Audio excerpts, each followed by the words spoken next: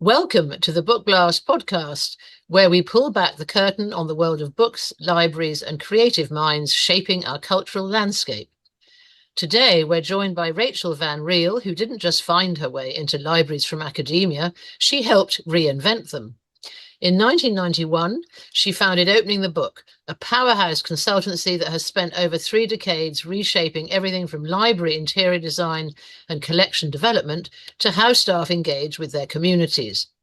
Rachel also created Whichbook.net, a game-changing book discovery site rated by readers, not robots. Instead of searching for thrillers or romance, you use sliders to find a story based on your mood, balancing happy versus sad, funny versus serious, safe versus disturbing, and so on. It's a digital bookshop built for the way real people actually choose what to read. So, Rachel, welcome to the show. Thank you. If a cautious reader walked into your living room tomorrow and said, "I always read the same kind of book," how would you assess what might inspire them to divert from their usual tastes and try something different? What would you put into their hands? Well, good question. I think always more than one. You've always got to give people a choice. I think one of the things that people go wrong on is they think there's the book, that's the one. And they tend to push that. And it's much better to give people a choice and a variety.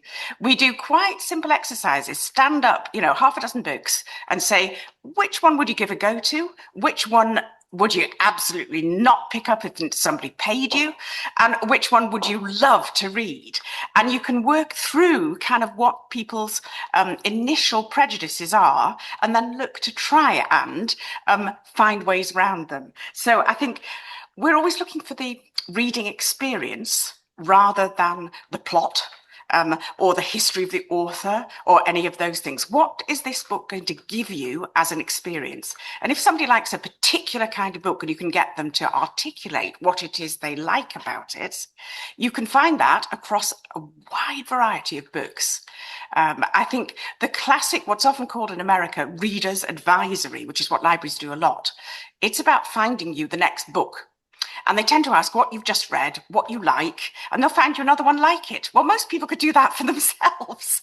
How do you take people to a book that they've never tried? And I think the other technique, I was thinking about this, is surprise.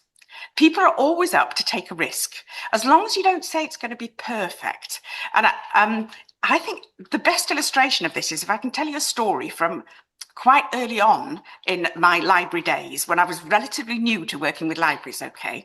Now, most library services, and they still do this with volunteers, they will deliver books to people who are housebound. So somebody who can't get out of the house, but that person can't choose the book, obviously. So the book is chosen by somebody else. And what happens is the people who choose, who are usually junior library staff or maybe volunteers, they choose very safely because nobody wants rejection. So if you're housebound, you want something very easy. We did a lot of work with the National Library for the Blind. The assumption is you can't possibly be gay. You can't possibly be intellectual. It's so patronizing, a lot of that. So what happened was I was running a workshop where we got people telling stories. Okay, so I had like 30 different people in the room. And somebody started telling this story about having delivered somebody on their housebound route the wrong books. And this person rang up to say, "Oh, you've delivered me somebody else's books by mistake." And the library was all ready to apologize and grovel and say, "Oh, this happens so rarely." Blah, blah, blah, blah. And they interrupted and said, "Oh, it was the best read I've had in years." So I immediately wanted to deliver everybody the wrong books. And you can't quite do that. So how do you make that work? Well, this was in Birmingham libraries. Everybody on that route got 6 books, okay? So what we said, you'll get 5 like you've always had, but number 6 is going to be a surprise. So much more interesting because they had to choose against the grain a bit of what the person had always had, so that was good. And it made the person who got it have a surprise in their life.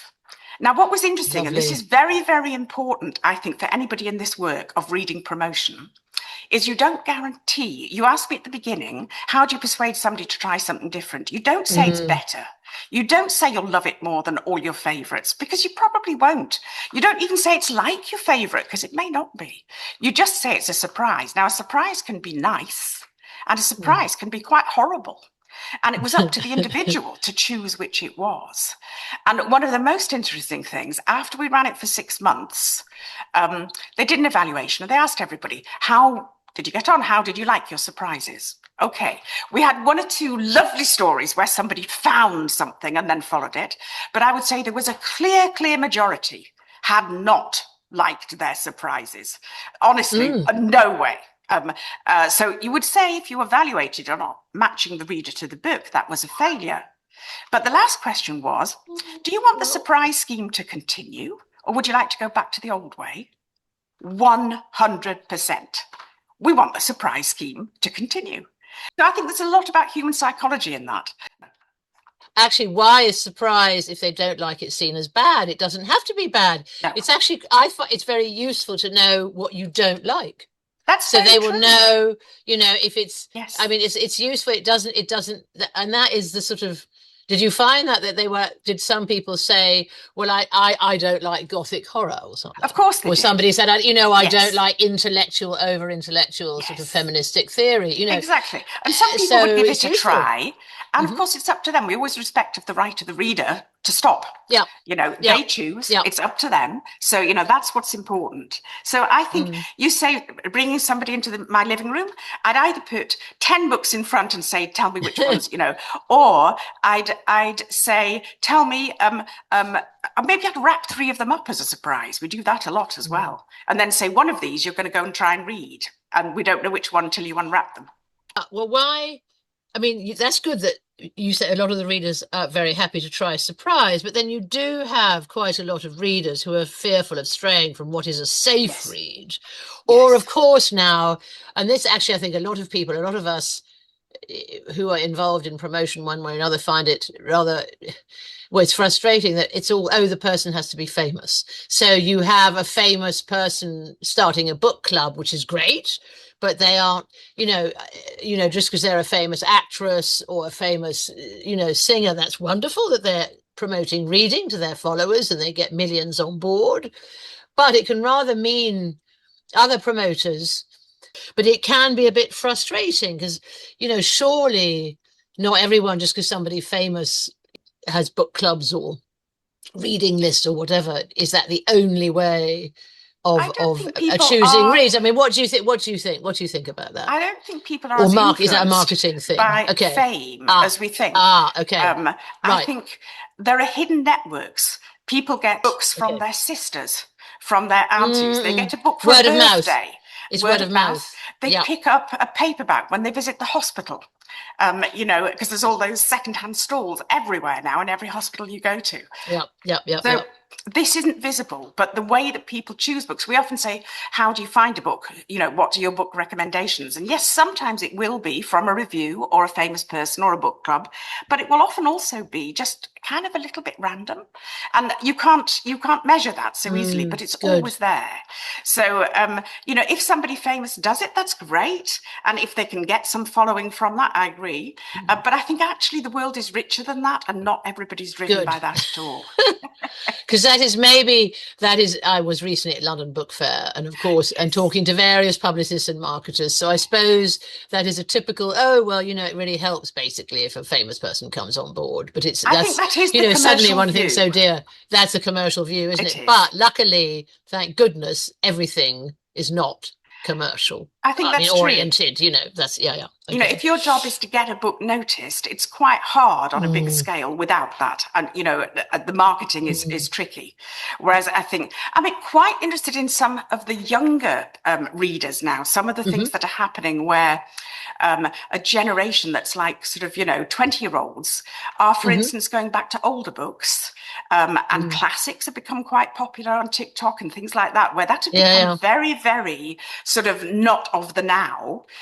The younger generation, and I think it is part of a rebellion against the automated marketing universe, not the individual marketer with a passion, but the automation that pushes back at you everything, and you can't trust anything. And I think people have begun to look at personal connection as a way of way out of that, if you like. And I'm really interested that that's stronger probably among 20-year-olds, from what I read, I can't guarantee, and what I know, a little bit of 20-year-olds I know, than it is probably of women in their 60s who are more traditional, influenced by the book media. Well, that actually, I must admit, at BookBlast, the various people review for us. We have various people, we do our podcast. We have various channels, if you like. But I know that what people like and what we're building on is, I suppose it's what you call curated reads and recommendations. But it is by not only people who are deliriously passionate about great stories and great writing, but we also are industry related, whether you're actually working for a publisher or whether you're a translator or whether you're a writer or whether you've had various jobs within the industry and then you're promoting, and we at the moment we're really specifically actually promoting translations into English from other languages around the world, and that largely the demographic is young women, and they are interested. So I've had very interesting conversations about where and how they find their books. Some people it is through, of course, BookTok and YouTube. Other people, they like the idea of having like a sort of BookBlast type hub where you can go and read reviews or listen to a podcast or watch a video. And, and there's an intelligent conversation, and it's absolutely human, not bot. So that sort of chimes with what you're saying. And there's Rachel. A degree of trust. If you find somebody's recommendations that you enjoy, then you will follow them. And I do think that's very powerful. Once there's somebody you trust, whether it's informal network or online or reviews in traditional media. I think that is very strong. Yes. And also at events, of course, because that's where we're developing more. We want to do more events, both online and offline. Do reading groups, because reading groups are one of your big things, do reading groups expand readers' tastes or just bolster existing tastes? And at what point does consensus become a form of self-censorship? Whoa, I think they expand. I don't think I've ever been to a reading group where everybody agreed. I think my most recent, it happened once. We all read, what's the new Niall Williams novel about the child, the child? Oh, yes. And everybody loved it without exception. But usually there are varied opinions. And one of the things I've learned is you cannot predict who's going to love or hate something. So I don't think, if it's got too harmonious, then it's probably losing its edge. And, reading groups have a natural life, and sometimes you should let them die. That's another thing people find hard to do. Don't do it through guilt, do it because it's working. So I would say of the reading groups that I know, both private ones and in libraries, what tends to happen is that people will choose a book slightly on the edge of their comfort zone. So if a lot of people read a genre, for instance, for comfort, they might read crime, they might read romantasy, whatever, there's not an awful lot to discuss.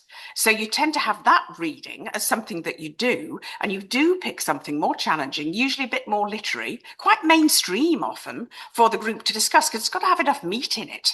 So I would say a lot of the people that I've seen in reading groups are reading books that they wouldn't otherwise read, be quite mainstream, unless they have access to something that's coming a bit more left field, in which case they might well give that a go. But there's often an openness in a reading group, I think. The ones in libraries tend to be driven a bit by multiple copies, and you'll have a reading group set. So whoever has chosen the reading group books, there may be a set that circulates for 2 or 3 years. So you will find there's a dominant appeal to middle-aged women, I suspect. And I'd always be looking to try and, throw in a curveball. Well, absolutely. Surprise. But I also indeed. think you've got to be careful. There's a tradition in this country also of the literary world being quite sneery about reading Oh, groups. yes, unfortunately, very, yes. Particularly It's about sad, middle-aged very women sad. in reading groups. Oh, And yes. I think that's just Yep, patronising and yep, horrible. And it's been I around for agree. years. I started out working for the Open University, and it used to be the same there, where the first generation of people who took Open University courses tended to be more middle class than working class. Middle classes always soak up everything on offer. And they tended to be more women because they were all the ones that hadn't got to university. So you had huge numbers of people in their 40s, 50s, 60s, all coming back to do a degree. And I remember so many people saying to me, well, why do middle class women get this education? This isn't the cutting edge. And it was so patronizing. Oh, yeah, And you know, as a feminist, I really objected to that. Why don't they have the right to education like everybody else? Well, absolutely. That's a very interesting point, that actually. So I do think there's a little bit of sneeriness. There's all kinds of sneeriness. There's a lot of sneering, I'm afraid, about translation still. I mean, I have been in the industry for 30 years, and there's still certain people, oh, well, you know, why do people, I mean, I'm amazed, quite frankly, why on earth not read a fabulous writer from Ukraine or Egypt? You know, it's a wonderful way to discover a country. Actually, maybe it is fear. I think it's more fear than sneeriness. They're assumed to be, there's this British Philistinism that assumes that everything, European particularly, is difficult and intellectual. I came across that recently at a talk I went to. They started, on one hand, sneering at the French Oulipo, you know, that whole movement, Perec, writing a book without the letter E. Without the E. Then they were talking about an English writer who had done exactly the same thing. They did. But in an English way. And then it suddenly became, then class came in and goodness knows what else. And I thought, well, hang on a minute, but then why sneer? So then I think, well, that is also the classic. The French and English do love to, they're like a very dysfunctional marriage. Sometimes it's great and sometimes they're fighting. So that's the way it is. Anyway. There are also lots of different kinds of reading groups and, you know, lots of different ways of doing it and ways to share reading. You know, when we first started out, there was no internet. So, you know, sharing reading, finding other people was face to face. So, you know, now you can find people online.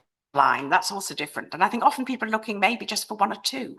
A lovely article recently on LitHub, I think it was, by a guy about a men's reading group that he'd started just recently. And he'd actually pulled in several people who he didn't know were even readers, because men didn't talk about books very much to each other. Interesting. But they started off with just two of them, you know, and I think, you know, but let's not put them down. Anyway, let's not say that they're all about consensus and comfort. And if they are, but that's what why not? But I mean, consensus, fine. But then you can. There is that thing of following the group, and suddenly you don't. If you disagree, I think that's what the self-censorship question is. Is it, you know, to what extent do you want to fit in or not? I mean, it depends. It's just throwing out a question. It's again back to psychology, really. It is. I think that depends whether you have a very dominant person or people of the same opinion.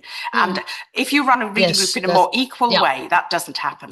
And everybody gets a voice. And I think, and there isn't a consensus about what's the right thing to think. I think, again, lots of that is overhang from the British education and class system, I'm afraid. Thoroughly agree with that. Do a lot about respecting the individual reader and finding ways to make a discussion which is equal. And there's lots of nice ways of doing that so that you can that is people with different levels of knowledge meeting on the same ground. So here's a really simple one, for instance, that we use a lot in a reading group. If you do read the same book, we give people bookmarks to use as they read it. One of the issues about talking about reading is people always talk when they've got to the end of it. But the experience is quite different as you go through. And the experience is like, you know, it may be quite up and down and you may not even get to the end of it. So we give people a bookmark saying, how long was the first chunk you read? Put in this bookmark at the point where you first stopped. And some people will have been interrupted. Some people will have got hooked. Some people will have found it difficult. They end up talking about why they stopped where they did. And then we have another bookmark saying, put this one in at the point where you felt engaged. You thought, yeah, I'm getting into this. I'm going to go with it. A third one, put this one in where it drops, where for some reason you just lost it a bit. And the last one, the last page you read, which may be the last page, but maybe you gave up halfway through. And people arrive at the group, they've all got the bookmarks in. That's an instant, equal conversation. And nobody needs, if you have a lot of knowledge, you can use it or not as you choose. But somebody who has no knowledge at all is equal because their reading experience of that book, they're expert in. Each person is expert in their own experience. Somebody else may be more of an expert about literature or reading or psychology, but you're expert in your own experience. And those simple ways of doing that, it makes a very fruitful discussion. Better than, what did the critics say? Or, how's it different from their last book? Or, I've been hosting a book club at Hatchard's focused on translation for the Right. last 2 years. Excellent. So I do a little introduction, and I say also you are welcome to come whether you've finished the book, not read the book, you're just Of curious. This is a writer from Argentina. And then I say, Brilliant. what do you think? And then I have a few questions, what about, which characters did you like, or how do you feel? You have some questions to get about how it was written, or how did it make you feel? But then, hang on, then they come, but then there are responses, and even when there's, you see, but this is what is interesting, the harmony. I don't always choose safe books. Sometimes I do deliberately choose. There was one book we did at Christmas for the Christmas book club, the Roch la Racuise National Telepathy, a very strange book, wonderful Argentinian, translated by wonderful Frank Wynne. And it's actually written through really the eyes of the sort of racist Argentinian overlords of the 30s who want to create a human zoo, and it's very controversial, but it's very good. So you're in the mind of actually of a rather unpleasant person, and it is very disturbing. And then at the end, of course, then there are other voices, and then it becomes bureaucratic and forms of control. Ultimately, how government then anyway. It's a very clever book. Interesting. There's a lot of ecology in it, but that was interesting because some people got with it, some people didn't. Some people were disturbed by it. And then, of course, we were on Goodreads. There were a few people saying, well, I didn't relate to the characters. And we thought, well, thank goodness you didn't. But that's not, you don't always want, that idea that you always have to relate to the characters, I think that's a big thing in writing schools.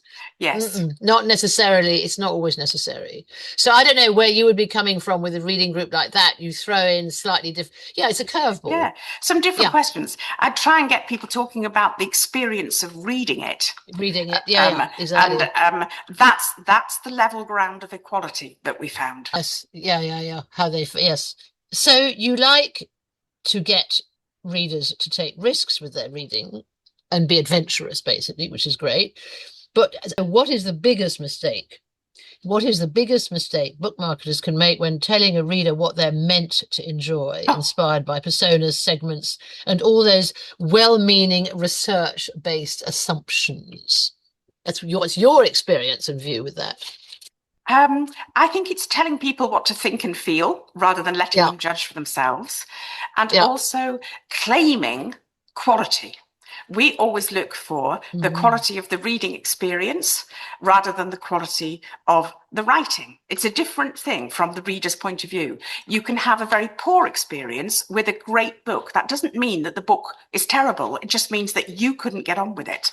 And conversely, you can have quite a good experience with a book that may be quite ephemeral, that you'd never go back to. So I think what we try and do on Whichbook is describe the flavour. So you're trying to give people a flavour of what the book is like. I do a lot of analogies with food for translations, again, in the early days with libraries. Do you remember the time when curry became the nation's favourite dish in the press? Oh, yeah. So spicy reads. Yeah. So we just took a whole set of fruit and vegetables to a workshop, and we got people in groups round the table, and they had to talk about which of these do you eat, which of these do your kids eat, which of these did your grandparents eat. And for the white families, things like peppers were not in existence. For an Asian second generation family, they'd have always had chilies, but lots of it was fascinating. But we then looked at, well, why are you always wanting a meat and two veg read if there's all these other things? And you've started to like spicy food, so why not try a different flavor? And I do think one of the things that happens with reading is that expectations, let's go back to the people reading your Argentinian. You expect one thing, and I do that with flavor quite a lot. So let's say you're expecting a crisp green apple. Okay, and you bite into this book, and instead of it being a crisp green apple, it's a really soft, squishy mango, which is really quite confusing to your palate because it is both sweet and slimy and kind of not quite, and what you have to do is, if you're going to enjoy this book, you're going to have to turn on your crisp green, turn off the crisp green apple sensors and start feeling the mango, because this book's never going to be an apple. And if you want it to be an apple, you'll just not get its experience. You're reading the wrong book. Yeah. And I think the great writers, they make you experience the flavor that they want. Yes. And you'll then go with that. But you've got to be open enough to allow that to happen. And what we're always looking for is readers who are open to where the writer wants to take them. And how do you encourage people to do that, rather than to have all these sensors, back to your self-censorship, the segments and sensors that say, oh, I don't approve of that in the case of the Arginian character, or I don't believe that, or I don't like the fact that it's no longer realistic, or whatever. Let the writer take you where they want to take you, and open up to that. And I think the best writing about books tells you how to do that, or helps you do that, rather than judges. This is a prize winner, or this has these qualities. It's not so much about whether it's a great book. Whether it's a great book or not, the individual can judge. But if you can help them experience that flavor in a way where they don't self-censor it out and can actually feel what the writer's trying to do and go on the journey the writer wants to take them, that would be fantastic. Well, actually, it's interesting. Looking at your food analogy, I've always said it's like you're going into someone's kitchen. You're going into a whole world. So you're going into this whole world. And for me, good writing is actually an act of seduction. Yes. You're which cooking is in a way too. So you're going into this whole world, and it's you don't really know, but that's an interesting smell, or that's that view out of the window, and that's of course why they do the great Irish writers, or the great South American writers, or the great people like, of course, Faulkner. When I first read Faulkner, etc., America, they describe. And that's why one of the things I love with translation is that you go into these different worlds, yet there are human threads. So you recognize things, but it's in I've just finished reading a book which we reviewed, Lazar, out with MacLehose Press. And it's extraordinary because you enter this whole world of this aristocratic Hungarian family, which is rather all falling apart. And then outside, it's all falling apart too. The whole Habsburg Empire's collapsed, and there's war. So you see it over the first half of the 20th century, but then how the whole family, and then there's the intimate portraits. And so though it's kind of a saga, I'd say it's more of a saga than an epic. It's a saga, but then it's also the young writers, it's obviously his roots are in that. So he's explored it, and that's where fiction is wonderful, because then the imagination kicks in. But you are in this world, and it's upsetting, disturbing, beautiful, strange. There are very surreal elements, which though I find rather irritating. Anything surreal now, they all go on about it being magical realism, and it's not. Well, no, there's magical realism, but there's also surreal. But anyway, true. But it's an interesting. So that really, you go into this world, and there they are eating goulash, literally at the table, being looked at by ancestors. But all that's going to go because of war and revolution, and occupation, communists. So I personally do love actually sagas like that, and also what I call neighborhood novels that Naguib Mahfouz does. So it's all downtown Cairo. So you're in Egypt, you're in Cairo with him, and you're at the cafe table, and these are the local. I mean, that's again, it's all human stories that we love. Absolutely. So that's for me. So the food analogy works very nicely, actually. Well, you don't know until you taste something whether you like it or not. And the first time you taste it, you may not like it, but that doesn't mean it mightn't become something that you actually do want to experience every so often. And I think reading's just like that. I also think we have reading for different purposes. You have your everyday reading, just like you have your everyday food. But occasionally you do want something that is not that, and you want something that is going to stretch your taste buds, just as you've described, in a completely different way. But telling people that it's good for them doesn't work. Telling people that they should read it doesn't work. Telling people that this is the great writer doesn't work. Turn off. Telling them describe the flavor of it, and people get interested. So that leads to my next question. Do you think our current reading culture rewards curiosity or comfort?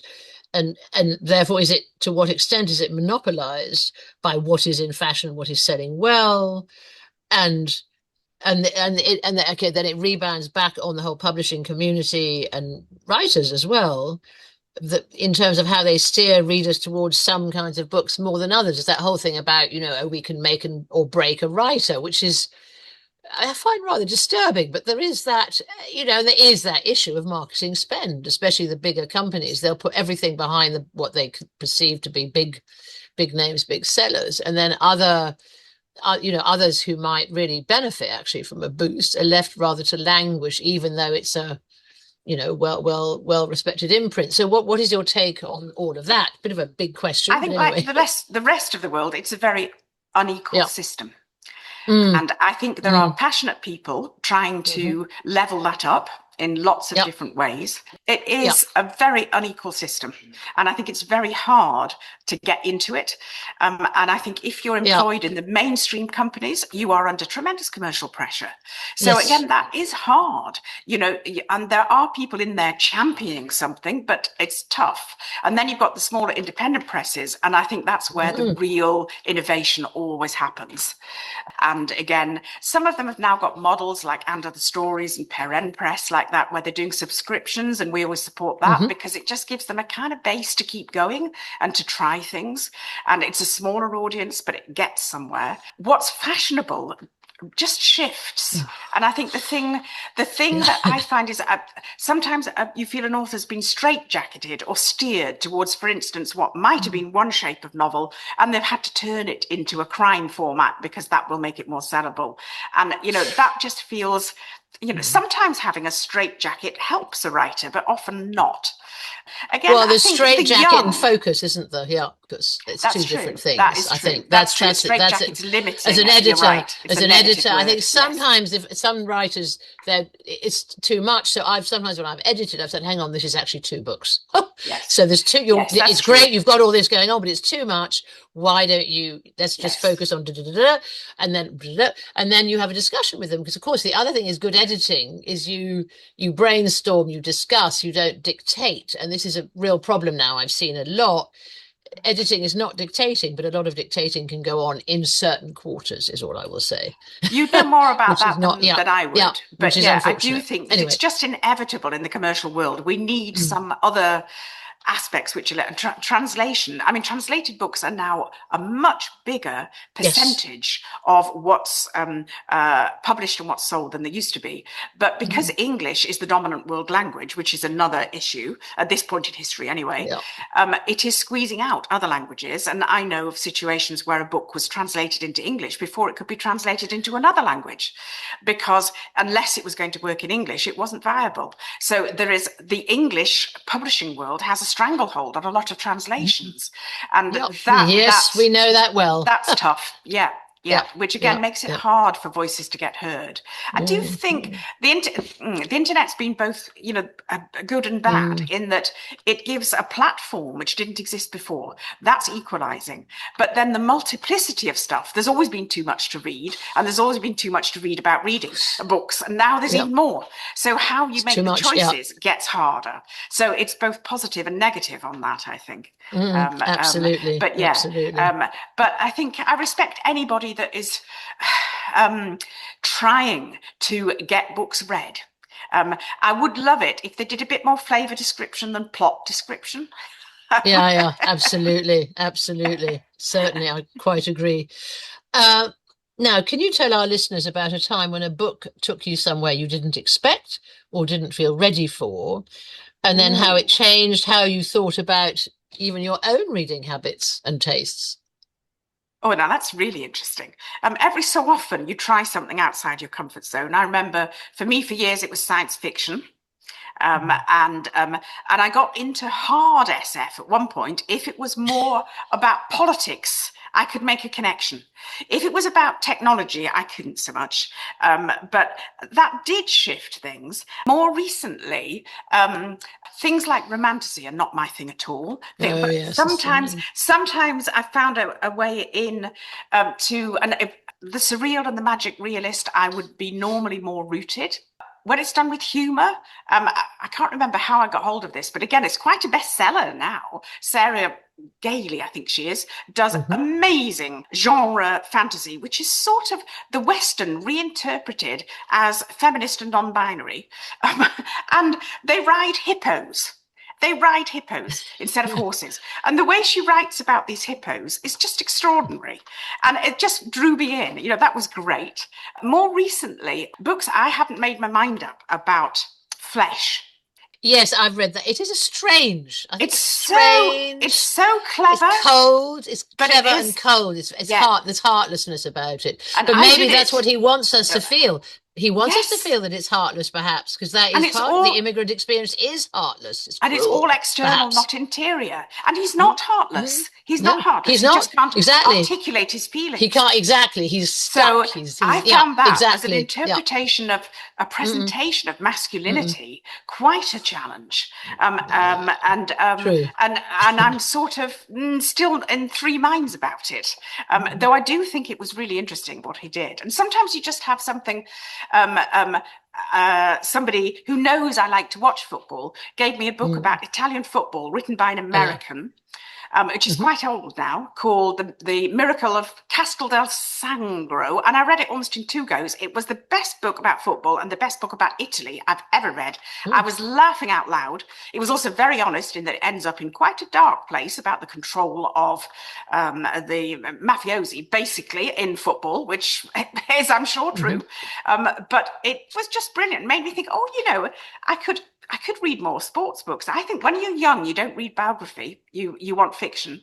And as you get older, people get more interested in real lives. A book you might enjoy, because it's slightly different, is Louis Saha, Thinking Inside the Box. It was published in French and in English. In French, it was Du Quartier aux Étoiles. But it's very interesting because there's a series. The first part is sort of autobiographical. And then the next part is really his inside take on the industry. Thinking inside the box. I mean, it's somebody who likes football. I agree. I like something slightly more. I Am Zlatan was rather a good read. I think there's all kinds of different directions. There isn't enough life to and it is that thing of you find yourself picking up, I'm going on a train journey quite soon, and do I take the thing that I've been putting off reading because I think it's going to be too hard, or do I take something completely relaxing will just hook me and make me not more recently I've got into audiobooks because I find exercise totally boring, and if I can listen to something while trying to do, that's really good. And again, they're so varied in terms of the experience you get. I just did on audio, which normally I would not do on audio, anything that I thought was going to be demanding. I did Americana by Negocci, and it was read brilliantly, and all the different voices, the Francophone Africans, you have the Anglophone Africans, you have the Black Americans, and the book is about the differences of those Black experiences. And in some ways, I think trying to voice it myself when reading the print, I would have struggled a bit. And I actually found the audio experience, it has to be well done, and I hope she approves of it, but I found that fascinating because it just instantly, I could see the difference between where people were coming from. And that's partly what she's exploring. And so that was really interesting. It's you never know where the next thing that's going to knock you over. Of course. Thank goodness. Thank goodness. Surprise. It's a good surprise. Yes. I mean, how incredibly boring if it was all completely mapped out and That's true. We knew. I mean, that would be awfully boring, actually. It's true. Well, you like a good surprise, of course. So what does reading bravely look like in 2026? And who or what right now is holding readers back from going for it? Apart from time. I don't think I'd use those words because, again, you wouldn't use those words. That's putting the pressure on people to read. I think people will take more risk when they feel more that what they like reading has been acknowledged and that it's okay to like stuff that's quite light and easygoing. And from that basis of thinking that nourishes me, they're more likely to take a risk from that than to be told you're not reading bravely enough. Patronising. The word is judgmental. Yeah, we would really try to avoid that. And present a temptation instead, I think. Back to seduction. Seduction. Yes, exactly. And Yes. I think also back to curation, that Mhm. if you can present your curated choices as your enthusiasm and why somebody else might like it, that's contagious. If you tell people they should, they should be reading more bravely, that isn't. That will make people retreat back. So I think a lot of that is about the language of how you. I loved your one, seduction. Go back to that. Don't tell them to read bravely. Seduce them into Yeah, reading yeah, yeah. something that you consider brave, that they might not have even thought of as being brave, or that takes them right over the edge of where they were intending to go. Yes, Seduction's a very absolutely. good word. I'm going to steal Yeah. that one, Georgia. Oh, go for it. Go for it. Now, wrapping up, because much as it would be lovely to go on, I'm finding all this very fascinating, but I think we do need to be a little bit mindful of the time. Could you tell us, first of all, a little bit about opening the book, and then also a little bit about which book, and also, yes, give us the URLs, and also about how and where it's all, both in their different ways are increasingly the future, really. Oh, that would be Tell lovely us. to think. Tell us.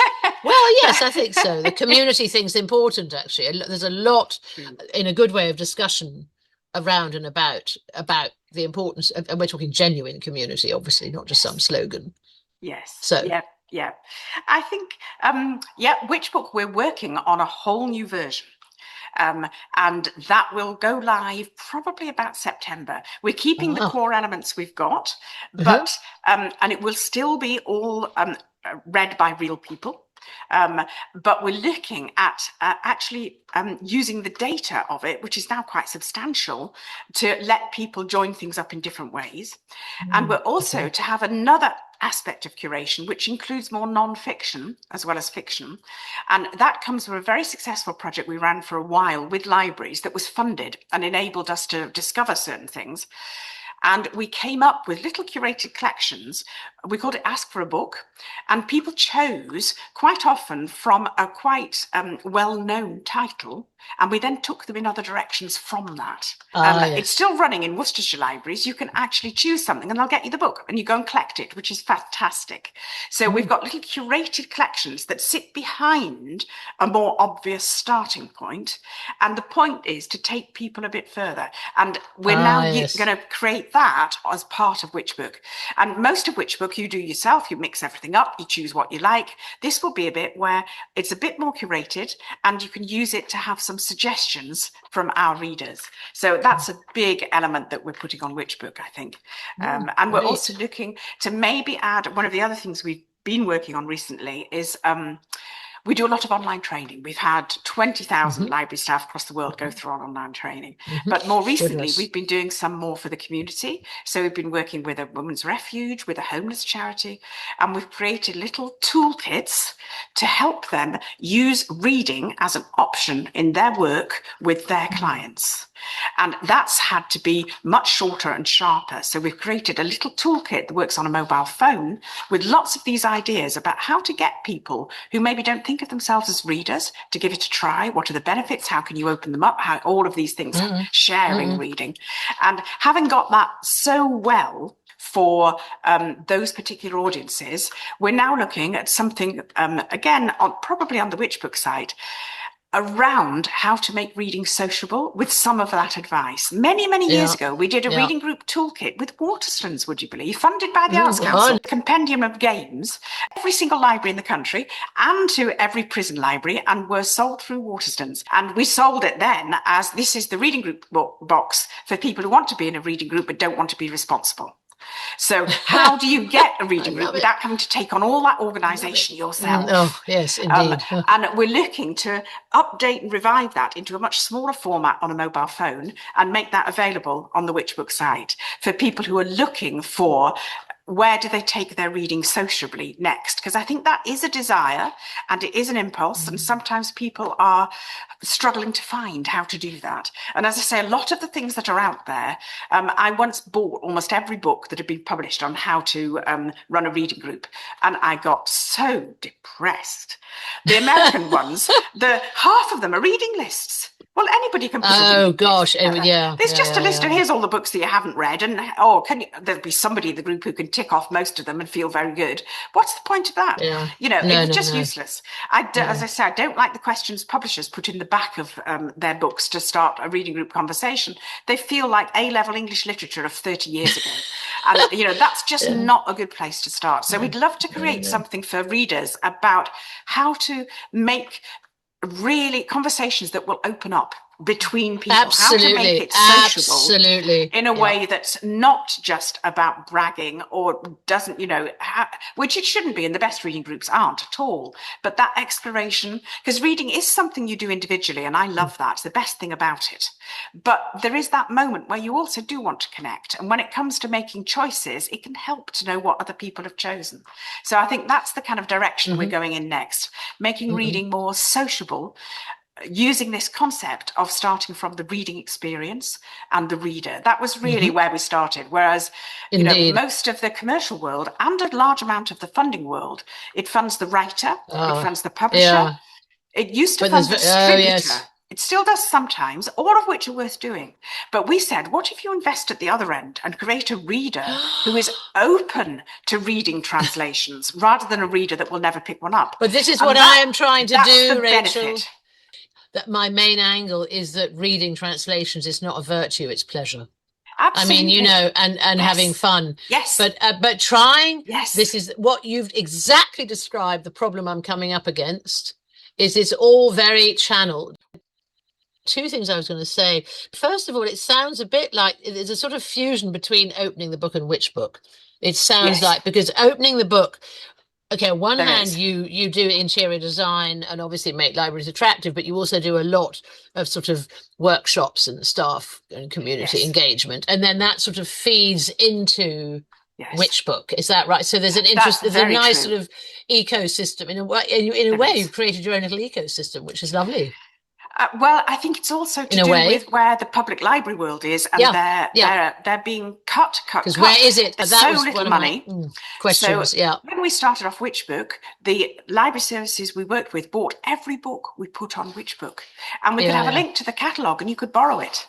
Now, a lot of the books we put on Whichbook, they're never going to buy. Their book budgets have been cut, and they've become more conservative. So we have moved out to find readers outside the public library system. I mean, we were always there, but there is a freedom in working with a wider range of readers. So I'm still passionate about trying to keep the public library going, but a lot of the things that drive the public library now are not about reading, and that's a shame to me, because I think reading is their core virtue. Well, so they do connect for us, but we can reach readers through Whichbook. We have millions of people who use it, so there is a possible engagement there, and you just start to look at, where can you get to people? And because it's been a site for so long, you know how things build up on the internet, it's given us a platform. Oh, well, what do we use this platform for as well as what we do already then? And that's where this thing of trying to put, not just choosing for yourself, but connecting with other people and helping to do that. Well, that's the whole thing. Yeah. That's Yeah. exactly. Well, how wonderful. Well, look, thank you, Rachel. I mean, is there, just as we wrap up, is there anything else you'd just like, a last comment or two, or? Just to say good luck with what you're doing. Thank you. I think the world of reading and books is made up of lots of individually passionate people. And, that's a great thing. And, good luck to your adventures and good luck to ours. Keep reading. Absolutely. Well, look, thank you so much, Rachel, for your time and insights. Really, really inspiring talking to me for the BookBlast podcast. And to our lovely listeners, you can listen now on SoundCloud, Apple Podcasts, Spotify, and please don't forget to subscribe so you never miss an episode of our ongoing conversations. Thank you, and see you soon. Okay. Thank you, Georgia. I will go and subscribe.